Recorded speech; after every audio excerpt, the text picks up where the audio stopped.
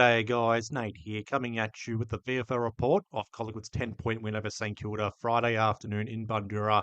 Collingwood 14-19, 103 to St Kilda 14-9, 93. Back-to-back wins for Collingwood, first game back from the bye, and still a mathematical chance of finishing in 10th spot. Now, I am recording this on a Saturday morning. This will likely be uploaded Saturday afternoon, just after 12 o'clock. I apologise for any sort of delayed upload here. I slept in of a busy 48 hours for me, and honestly still celebrating Collingwood's win over Adelaide. And with Geelong beating Melbourne last night, the path to the top six is there. It's now unlocked. Maybe top four, but that's wishful thinking. I've got more faith in Collingwood finishing 10th in the VFL compared to Collingwood's AFL side finishing in the top four this year. Wishful thinking. Not long to go in the home and away season. We need results to go our way, not just in the VFL, but the AFL. And we need to win every single game to be a mathematical chance of doing something special or finishing in a position where we can do something special, realistically, that is. Talking about the VFL here, just a brief overview of the game later on, and then I'll go through every single Collingwood player. I went through every Collingwood player stats in the review of our win over Adelaide, and I'm going to go through every single Collingwood VFL player here. I'll start this video off with an update regarding Brayden Maynard. He's going to go in for scans this weekend. We're going to know the true extent of Brayden Maynard's injury in the next 24, 48 hours. The injury report will be up Tuesday afternoon, but Xander Maguire tweeting last night that Collingwood fear Brayden Maynard has injured his PCL to some extent. Scans will confirm the injury and the severity of it shortly. And that right there, the wording is PCL to some extent. That's the key right there. If it's a Lockie Sullivan grade 3 PCL tear, that's season over.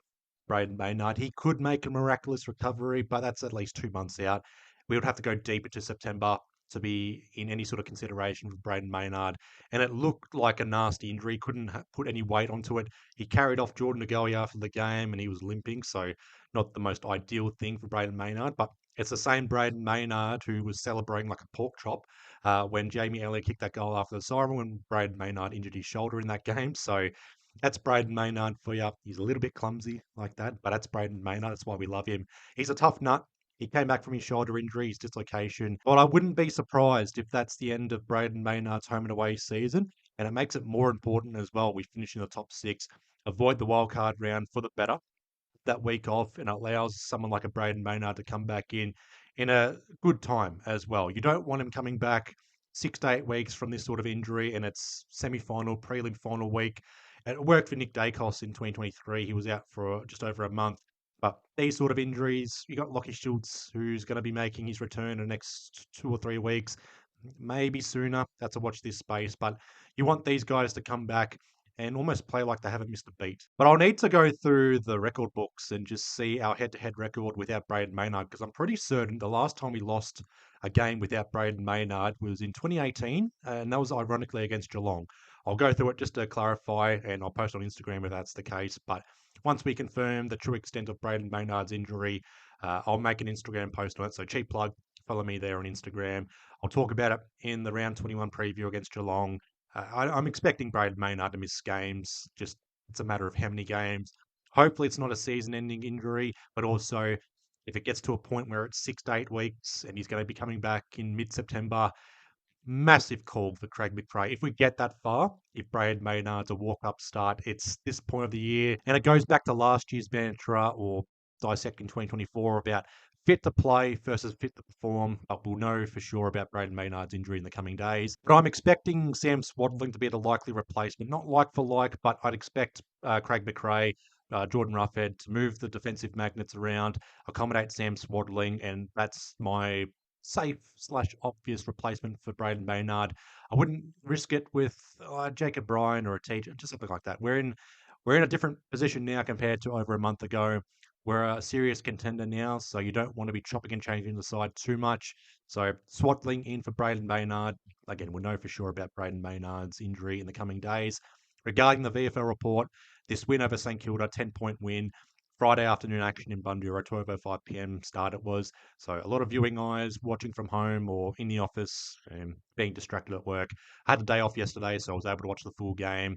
And I just thought to myself, you know what? let's celebrate the Adelaide win still. I'll do the VFL report Saturday morning or Saturday afternoon as of this upload or whenever you are watching this on your Saturday. But this 10-point win, we had 16 AFL listed players compared to St Kilda's 9. So right there with the team selections, expected to win, even though St Kilda were 6 points off the top 10. They had the extra game as well. We've got the game in hand. St Kilda, with this loss, I'm pretty sure that's their season done. They're 6 points off the top 10 with 2 games left. They need results to go their way and also need to win their last 2 games. We've put a massive dent into St Kilda's VFL season and their top 10 hopes. For us, we're in that similar situation, but we've got momentum. We are taking on Geelong next week, so God help us. But this game against St Kilda, they got the first goal of the game, St Kilda. They had the lead for about 90 seconds before Collingwood got the quick response in the first quarter. And the first quarter was surprisingly entertaining for two defensive sides. 7 goals to 4. We got up to 22 points at quarter time. We saw Mitch Badatsky kick a couple of goals. Saxena played his best quarter of footy that first quarter. Printable. Tremendous first quarter swaddling involved early on. Jack Buller had his kicking boots on by quarter time. 22 points up. But we won by 10 points. The whole theme of this game was Collingwood trying to get the jump, just couldn't kick on or push on. It's a bad habit or a negative trait in Collingwood's AFL side, except for Thursday night against Adelaide. We were able to kick on in that final quarter, but in the VFL, just couldn't kick on. 7 goals, 4 at quarter time, 7 goals, 15 for the next 3 quarters. Just couldn't get above 5 goals. And credit to St Kilda. They didn't die wondering. They refused to lay down. They always got the quick responses. Every time we got a goal, St Kilda got that quick response. Any sort of arm wrestling or tuggles or 5 to 10 minute patches without a goal, Collingwood were able to get on top of in the end. Fortunately, just that ick of working our asses off for a goal, then St Kilda getting that quick response. They almost got the lead early in the third quarter, came out guns blazing after half time. They were in it to their eyeballs still, just couldn't kick away. But Mitch Badatsky, tremendous as a key forward. In that last quarter, the final 15 minutes, one of the more frustrating watches towards the end of the game. Now, I posted on Instagram just a brief overview of my thoughts on the game. I said it was a frustrating win. It was more so towards the end.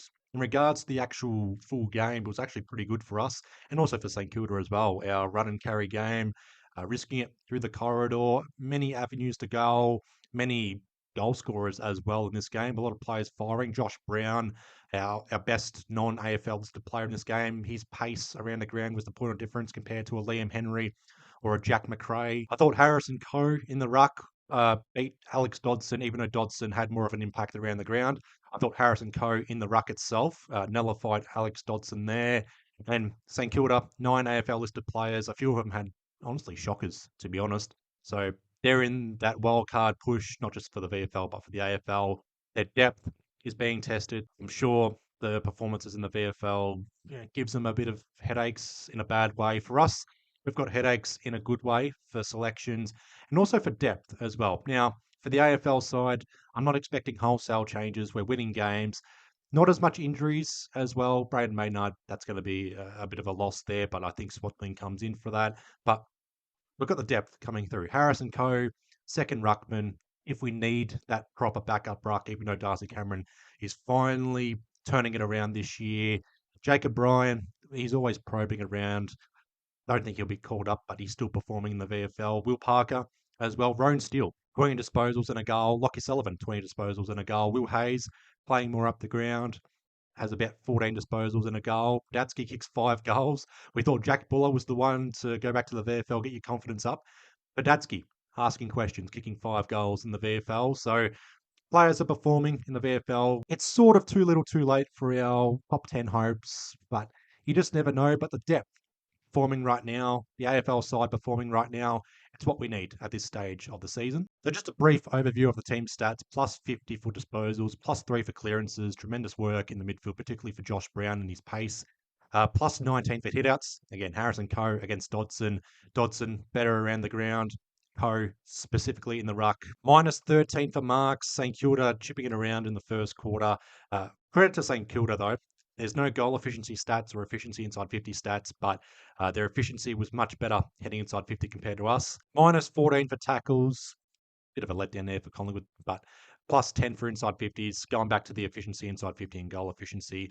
I'm sure, and just from the numbers and whatnot, St Kilda's efficiency for goals, much better compared to us. The accuracy, St Kilda's way. And that's a frustrating part as well. 14 goals, 19. If we kicked on, that should have been 19 goals, 14. On paper, or from my eyes, we look like a 5-goal better side compared to St Kilda. From the jump, bit of a letdown with leaking goals, but that's credit to St Kilda's forward line, their attacking game. Now, just an overview of Collingwood's 16 AFL listed players against St Kilda. Sam Swadling, 28 disposals, 4 tackles, 2 clearances, 5 intercepts, 4 score involvements, 4 inside 50s, 3 rebound 50s, was doing everything, but 22 handballs, 85% disposal efficiency, so a cheat there for the stats, but managed at three-quarter time. I take it they know about Brayden Maynard. We'll find out in the next 24, 48 hours. Again, waffling on and repeating myself there, but Swadley managed, bit banged up, explains why he was dropped for the Adelaide game, but surely he gets a call up against Geelong. Ty Printable started the game very well. I think he had 11 disposals at quarter time, 25 disposals for the game, 17 handballs though, 3 clearances, 9 score involvements, 3 inside 50s. I'm not going to say it was Printable's best game, but most involved in the game he's had all year. I'd have to double check if that's his best game this year. Dadsky, clearly his best game for Collingwood, 5 goals, 13 disposals, 8 marks, 3 of those contested, 2 score involvements and 2 inside 50s. He kicked 5 goals too, whereas Jack Buller kicked 2 goals, 5. 2 goals in the first quarter, 20 disposals, 9 marks, 5 contested, 9 score involvements, 2 inside 50s. The kicking boots, gone after quarter time. The major reason why this game was so close in the end, I was so frustrated towards the end. Jack Buller, you're now the 5th best key forward at Collingwood. Badatsky, off this performance, I reckon, is 4th.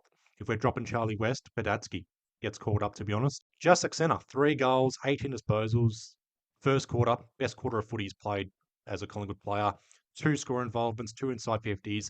He's a player of the future.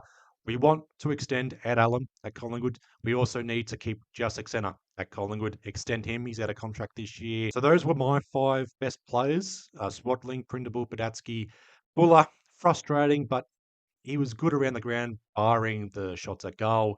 Saxena, for 4 quarters, was tremendous, playing on the wing at times. Roan Steele, 6th best player in my eyes on the other wing, 21 disposals, a goal, 4 tackles, 2 clearances, 7 score involvements, 3 inside 50s. I don't expect him to be recalled, but he's performing well in the VFL. Good depth, Collingwood. Lockie Sullivan, tremendous final quarter, 20 disposals, kicked a goal in the final quarter, 10 tackles, banged up and bruised for the entire game, 8 score involvements, and 4 inside 50s. Will Parker, 24 disposals, crept up on me, 24 disposals. 5 marks, 8 rebound 50s, 7 intercepts, 7 inside 50s.